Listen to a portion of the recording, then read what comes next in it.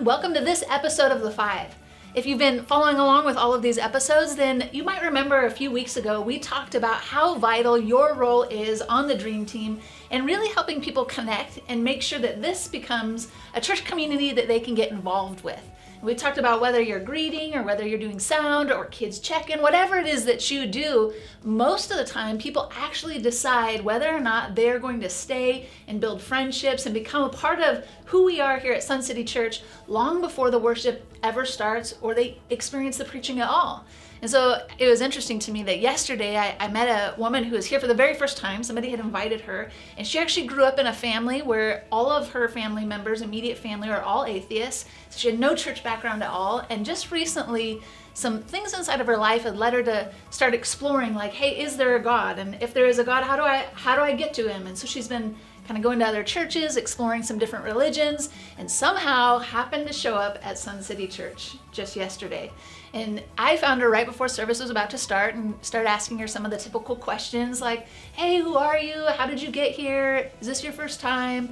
And as we were talking, she was telling me, since I drove up, everyone has been so friendly. And I've been checking out these other places. And when I would go, I would often feel like I'm on the outside, like they didn't maybe even really want me there. But honestly, from the moment that I got here, I just felt like you guys actually want me here, and this has been amazing. And I could tell by the smile on her face that she was really loving it. It was genuine, and the worship hadn't even started. I mean, she hadn't even experienced a service yet.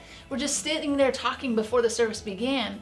And then, so afterwards, I made sure I found her and talked to her again and said, hey, how was it? And she said, thank you for letting me come and experience this with you today. You know, on the inside, I'm thinking, are you kidding? Everything we do is for you. We want to do all that we can to help you encounter Jesus and have a real life-giving relationship with him. But it just went back to just confirming that thought we talked about a couple of weeks ago, that people are making that decision about whether or not they're going to come back a second week and a third week really long before they ever experience the service. It's taking place in the parking lot. It's taking place in the lobby. It's taking place when they're just sitting there and somebody comes up and has a conversation with them. So great job on doing what you do.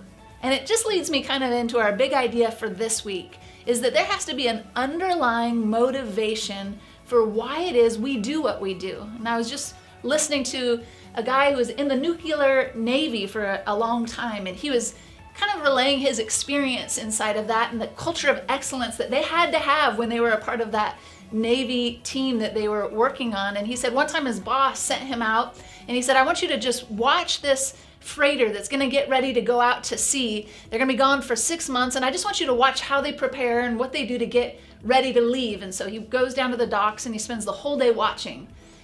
What he really noticed and what he took away from it was watching all of these families, all of these wives that were saying goodbye to their husbands, husbands saying goodbye to their wives, all the children in tears as they're watching their parents go away on this trip that they're going to be gone for a long time. And when he got back to his boss said, now I want you to remember that every day when you're working on what you're working on, what you do is making sure that that dad comes back home, that mom returns. And what they did inside of it carried this new profound weight to it. And so it got me thinking about the motivation behind what we do, why we do what we do, and what's the cost if we don't do it well. And I want you to just maybe explore that with your team a little bit this week. If you somehow weren't there doing what you do every single Sunday, what would be the cost behind it? Who wouldn't get connected? Who wouldn't get that just a little bit of a touch that's really going to impact them and make a difference inside of their life? And maybe just talk about that with your team and let God bring up some of those underlying motivations that are going to help us continue pressing into new levels as a team. Also, we just wanted to remind you that the Small Group Summit is coming up on the 19th. Make sure you put that on your calendar. Pastor Mark Estes is going to be here with us. It's going to be an amazing time together. So we will see you for that. And then again this Sunday as we continue on in our series, Light It Up. Have a good week.